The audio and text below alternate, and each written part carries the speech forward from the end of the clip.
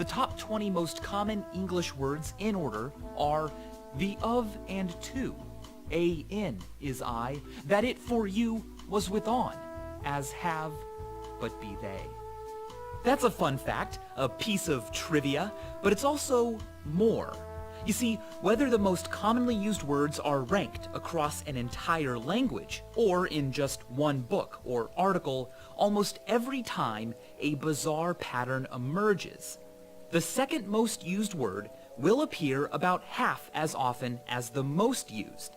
The third, 1/3 as often.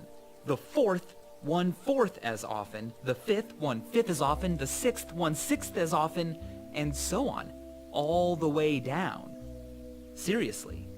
For some reason, the amount of times a word is used is just proportional to 1 over its rank. Word frequency and ranking on a log-log graph follow a nice straight line, a power law.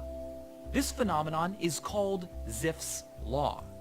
And it doesn't only apply to English. It also applies to other languages like, well, all of them. Even ancient languages we haven't been able to translate yet.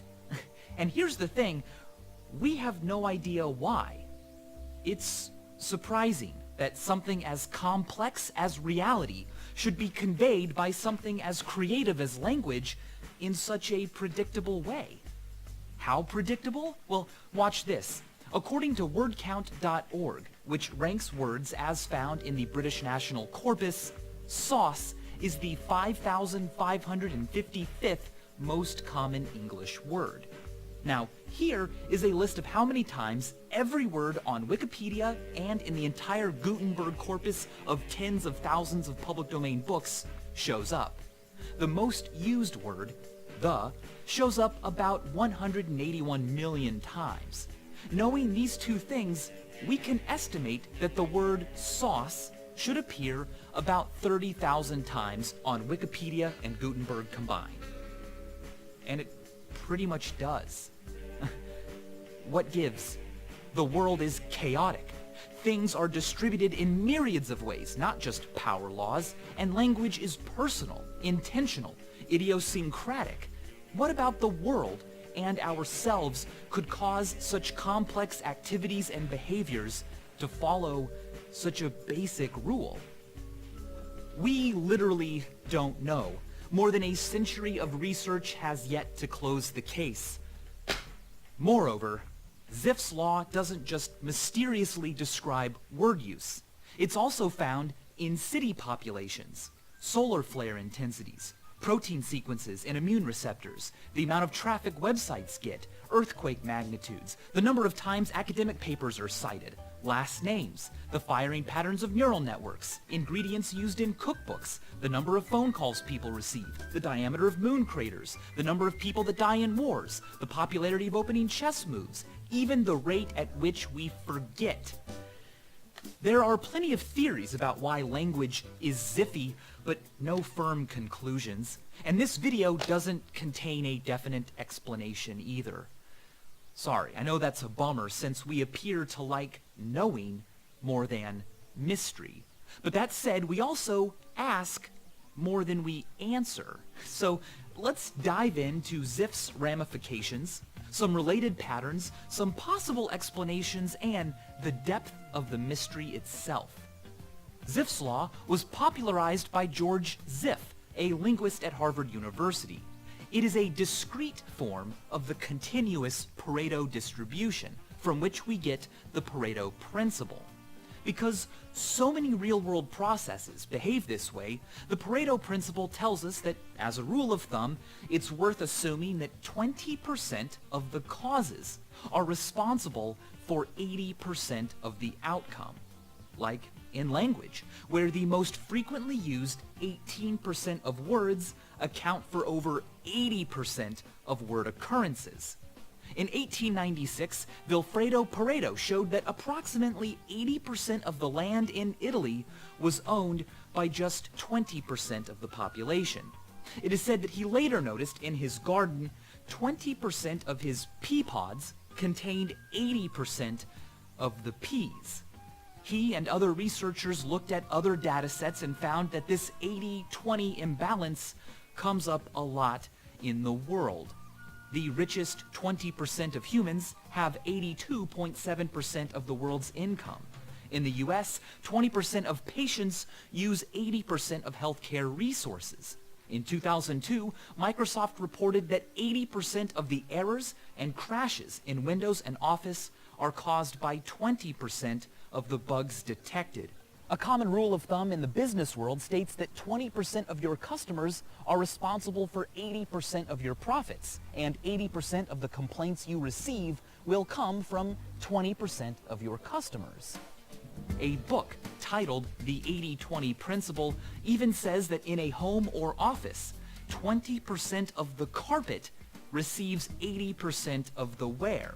Oh, and as Woody Allen famously said, 80% of success is just showing up. The Pareto principle is everywhere, which is good. By focusing on just 20% of what's wrong, you can often expect to solve 80% of the problems. A variety of different unrelated factors cause this to be true from case to case. But if we can get to the bottom of what causes some of them, maybe we'll find that one or more of those mechanisms is responsible for Zipf's law in language. George Zipf himself thought language's interesting rank frequency distribution was a consequence of the principle of least effort, the tendency for life and things to follow the path of least resistance. Zipf believed it drove much of human behavior and hypothesized that as language developed in our species, speakers naturally preferred drawing from as few words as possible to get their thoughts out there. It was easier. But in order to understand what was being said, listeners preferred larger vocabularies that gave more specificity so that they had to do less work. The compromise between listening and speaking, Zipf felt, led to the current state of language. A few words are used often, and many words are used rarely. Recent papers have suggested that having a few short, often used, predictable words helps dissipate information load density on listeners, spacing out important vocab so that the information rate is more constant. This makes sense, and much has been learned by applying the least effort principle to other behaviors, but later researchers argued that for language, the explanation was even more simple. Just a few years after Zipf's seminal paper, Benoit Mandelbrot showed that there may be nothing mysterious about Zipf's law at all, because even if you just randomly type on a keyboard, you will produce words distributed according to Zipf's law. It's a pretty cool point, and this is why it happens. There are exponentially more different long words than short words. For instance, the English alphabet can be used to make 26 one-letter words, but 26 squared two-letter words.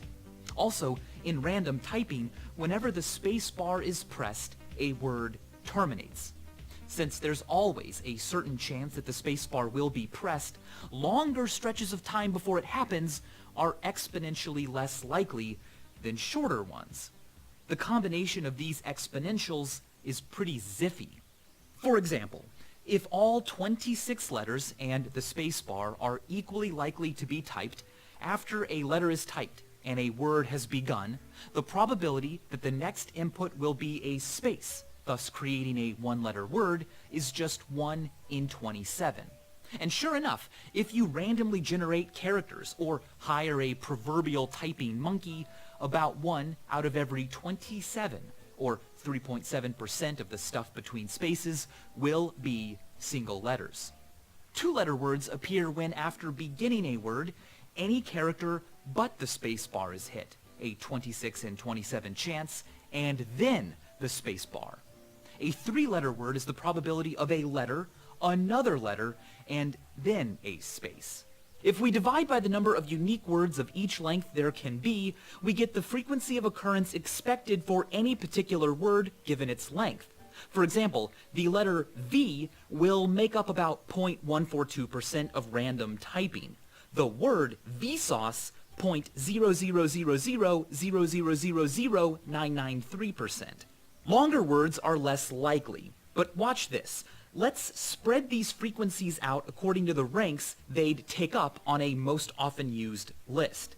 There are 26 possible one-letter words, so each of the top 26 ranked words are expected to occur about this often. The next 676 ranks will be taken up by two-letter words that show up about this often.